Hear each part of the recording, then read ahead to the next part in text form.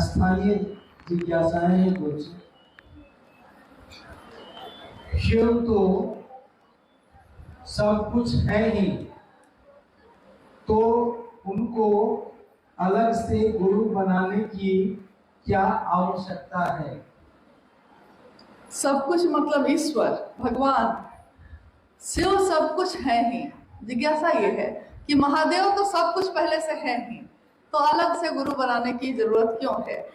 हालांकि ये जिज्ञासा नई नहीं है, पुरानी ही है, लेकिन पुरानी चीजों का भी कभी कभी फिर से रिवीजन करना चाहिए हम लोग को। इससे क्या होता है, ताजगी बनी रहती है, याद में रहता है कि क्या हुआ है। भगवान है वो, भगवान के रूप में वो सब कुछ दे सकते हैं। रावण ने तीनों लोगों की संपत्ति मांगी थी, शिव का भक्त था वो, तो शिव के भक्त ने शिव से मांगा, शिव ने दे दिया, लेकिन उसको संभालने का ज्ञान नहीं मांगा। नतीजा पूरी दुनिया जानती है क्या हुआ। सोने की लंका धू धू करके जल गई, सब कुछ नष्ट हो गया। कारण बस एक ही था कि जो मांगा था उसको संभालने का ज्ञान भी चाहिए था। यानी हमको अगर कोई चीज आपसे हम ले लें, बहुत गुरु भाई गुरु बहन को भी देखते हैं, या ऐसे भी समाज में बहुत सारे लोग हैं, सबके हाथ में आज मोबाइल है मोबाइल तो है सबके हाथ में। बहुत बार ऐसा होता है कि शिव चर्चा हो रही है, जैसे वहां उपवन राशि में प्रतिदिन लोग जाते हैं, तो साहब की चर्चा चलाई जाती है।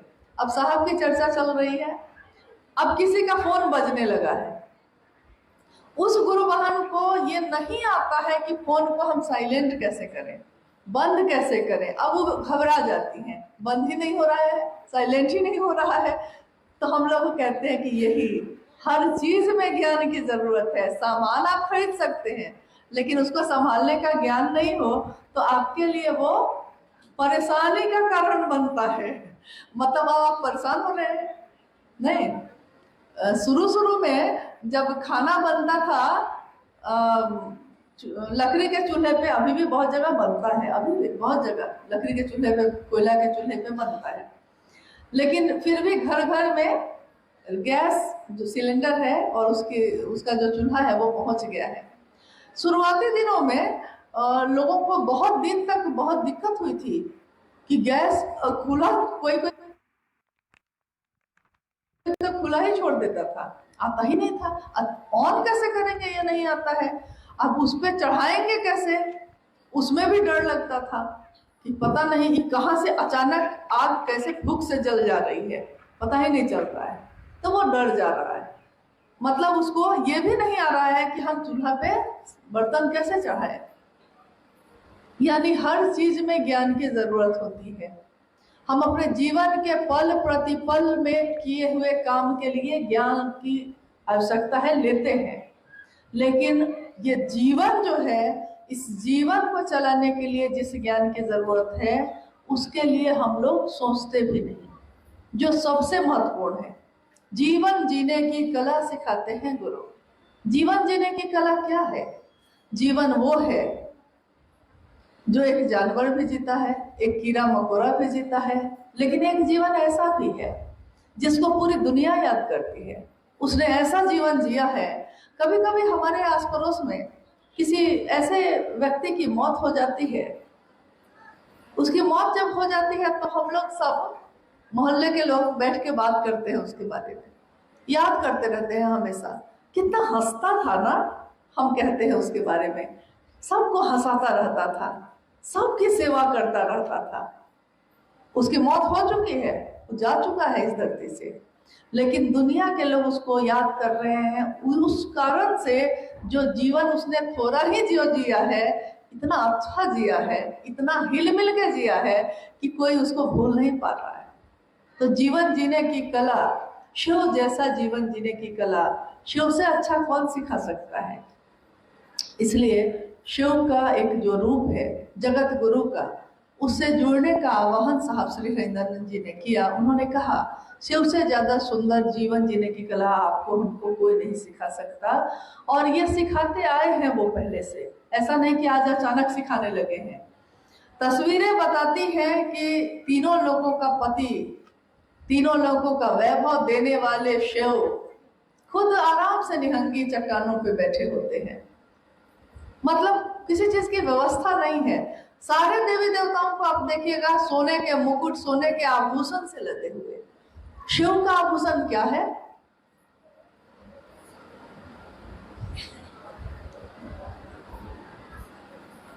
आप लोग बोलते ही नहीं है। शिव का आभूषण क्या है? अभी अभी वो आभूषण यहाँ आ जाए तो क्या होगा? हाँ, जहरीले सांप, जहरीले, जिसको किसी ने नहीं पूछा, जहर है उसके अंदर, ये उसका दोष नहीं है।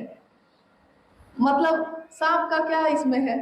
वो बेचारे का क्या दोष है? उसको बनाया ही ऐसा गया है, लेकिन उसको भी गले में धारित करते हैं, छोड़ते नहीं हैं। चंद्रमा कलंकित है, उसको सर पे धारित करते हैं। गंगा जब धरती पे उतरने, कथा है ये कि जब धरती पे उतरने लगी, इतना प्रचंड वेग था, इतना प्रचंड वेग था कि अगर वो उस वेग से उतरती धरती पे तो सारी धरती ही तबाह हो जाती। तो सब भागीरथ जो थे वो प्रार्थना करने गए महादेव के पास। महादेव ने अपनी जटाओं में उतार लिया। गंगा के वेग से धरती खत्म हो जाती, उस गंगा को अपनी जटाओं में ले लिया। मतलब उनके आभूषण क्या क्या हैं? ऐसे ऐसे हैं जो और किसी के नहीं है, क्योंकि कोई और धारण कर भी नहीं सकता है। शिव क्या सिखाते हैं कि दूसरा अगर बहुत बुरा है तो क्या उसको छोड़ देना चाहिए या उसको सही रास्ते पे लाने की कोशिश करनी चाहिए, अपना साथ देना चाहिए। हो सकता है उसमें जहर हो, लेकिन आपका साथ पाकर उसका जहर कम हो सकता है, वो अपने जहर को भूल सकता है। छोड़ दीजिएगा तब तो मामला ही खत्म हो गया था।